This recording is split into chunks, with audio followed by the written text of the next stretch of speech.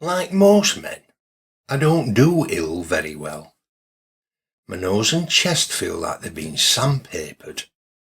If I'm not coughing, I'm sneezing or blowing my hooter. But do I expect sympathy? Do I, bollards? Man flu. It's just man flu, they sneer. You want to know what it is to suffer? Try carrying a child for 9 months. Ignoring the physical impossibility, I reply, it's a deal, so long as you're prepared to put your head in a vice and tighten the clamps. Then they'd know what it's like. They won't though, will they? They've no idea. Nobody cares. Nobody cares that I'm lying here on my deathbed, but they'll learn, and then they'll be sorry. Eventually my absence will be missed down the boozer or at the betting shop when they question their loss of revenue. Then they'll send round the coppers to break down the front door. They'll burst into this bedroom and find a wizened, dehydrated corpse with one skeletal hand in mid-air reaching out in vain to grasp the lemsips. They'll be sorry then, oh yes. Then the penny will drop. They'll do an autopsy, of course, but will undoubtedly put it down to death by natural causes. The establishment would never admit it was unnatural man flu what did it. Can't have widespread public panic, or admit we live in a society where nobody gives a flying fandango about anybody else but themselves, can they? It's all been me since Thatcher. She didn't care. Caught the public mood. Nobody cares. I've been putting together a list of the songs I want played at my funeral. You know, there's those old classics people trot out endlessly in an uninspired train. Like, I Did It My Way, or You Raise Me Up, or The Wind Beneath My Wings. None of that for me, thank you very much. Me. When they carry in the coffin, I want them to play Barbie Girl by Aqua. That'll naff off the vicar. Don't know why it would though. I love it, me. And it is my do after all. It always cheers me up, that tune. After that, there'll be the eulogy by someone who never knew me and who'll get my name wrong. Then I want Ghosts by Japan played. Seems appropriate. Then a bad poem. You know, something that rhymes arms with charms and love and above. Then, as they carry me out, I want it done solemnly to I've Got a Lovely Bunch of Coconuts by Billy Cotton. Because I do, and they deserve celebrating. If any of my strange family turn up, they'll get what they deserve. Oh, and there'll be no flowers.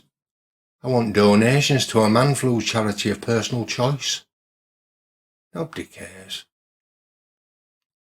Well, not nobody entirely. There is my next door neighbour, Bev. I saw her outside Asda on South Road when I was first coming down with it. She said, "Oh, Woolley, you do look poorly." I said, "I am, Bev. I'm on my last legs." "You want to get yourself off to the doctor," she said. "Make an appointment with my doctor, Dr. Crippen. He's a lovely man. He'll sort you out. He did me." Now it has to be said, Bev has a good heart. She does. It's undeniable. But she's got this problem, see. She likes everybody. She sees the good in everybody. She's like, "Have you met my friend Mr. Hitler? He's a very nice man, very artistic."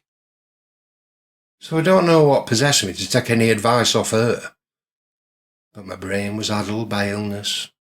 So I did. I made an appointment. A lovely man who was a flaming armhole.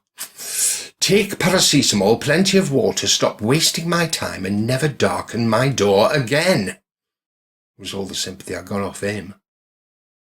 Like I said, nobody cares. Even the NHS is going to the dogs in my humble opinion. I've never felt loved or wanted, to be honest. Never felt like anybody gave a monkeys. I was an only child. Mainly, I reckon, because my parents only did it the once and decided they didn't like it. They preferred going to church. They named me Aaron after Moses' brother for some obscure reason known only to themselves and their Bible study group. Could have been worse, I suppose. They could have called me Lucifer. But Aaron was bad enough. Aaron Jumper they used to call me at school, or Aaron Wool, which somehow evolved into Woolley.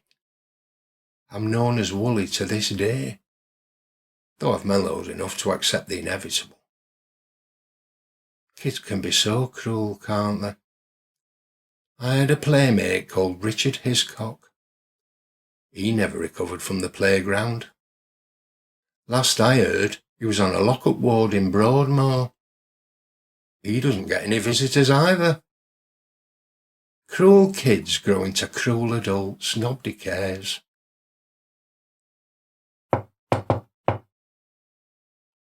That'll be Bev next door. She's letting me know she'll be bringing round homemade soup and bread rolls to keep my strength up in a minute. Tomato and spicy red lentil on the menu tonight, my favourite. On the QT, she's a bit sweet on me, is Bev. Can't say I blame her. There's a lot to commend me. I'm still a fine, healthy specimen when I'm not poorly. Plus, I own my own property. And there's a decent pension on the horizon, if I live that long.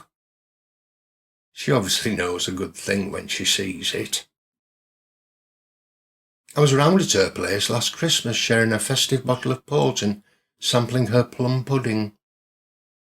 I put it down to the port talking, but still, out of the blue she reached out and took hold of my hand and said, "We ought to get married, Woolley. I'd be good for you, good company." I gave her hand a squeeze and said, "I don't doubt it, Bev, but we have this one insurmountable problem, I'm afraid. See, I'm impudent." "I don't care," she cried. "Nobody cares." "I care, though. I do," I told her. "You deserve more. You deserve better. You're a woman in her prime. You deserve a man who can satisfy all your needs, and sadly, that man will never be me." She were heartbroken. Understandably. But she's got over it. In a strange way, it's brought us closer together, taking the pressure off. I'm not, by the way, not impudent, that is. At least not last time I checked. I'm like a raging bull, me, when I'm not badly. I just wanted to let her down gently. Seemed a kinder option than just saying, "I don't fancy you." There's a lot to be said for good friends and neighbours. They're a rare bird. You have to take care of them. Treat them gently.